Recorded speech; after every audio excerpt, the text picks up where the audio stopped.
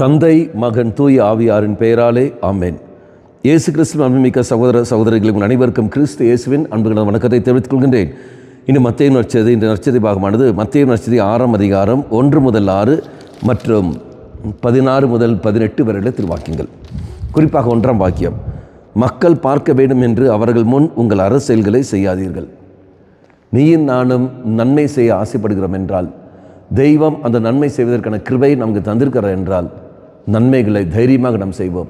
ஆனால் மற்றவர்கள், மனிதர்கள் என்னை பாராட்ட வேண்டும், மனிதர்கள் என்னை புகழ வேண்டும், மனிதர்கள் என்னை அங்கீகரிக்க வேண்டும் என்ற எண்ணத்தில் நாம் செய்கிறோம் என்றால், ஒரு நாளும் அந்த நன்மைகள் தெய்வ நன்மையாக அது மாறாது. அது ஒரு நாளும் நமக்கு நன்மைகளும் தராது. மாறாக அது பல விதத்தில் நமக்கு என்றைக்காவது ஒரு நாள் அது நமக்கு காயத்தை ஏற்படுத்தும். மாறாக தெய்வத்தை மட்டுமே மையப்படுத்தி நாம் செய்கிற ஒரு நன்மைகளும் ஒரு நாளும் நமக்கு காயங்கள் ஏற்படாது. அது நமக்கு கிருபைகளும் ஆசீர்வாதம், நமக்கு நிலையான சந்தோஷத்தை பெற்றுத்தரும். இறைவனை மையப்படுத்தி நாம் செய்வோம். செய்கின்ற நன்மைகள் தெய்வத்தை மையப்படுத்தி செய்வோம்.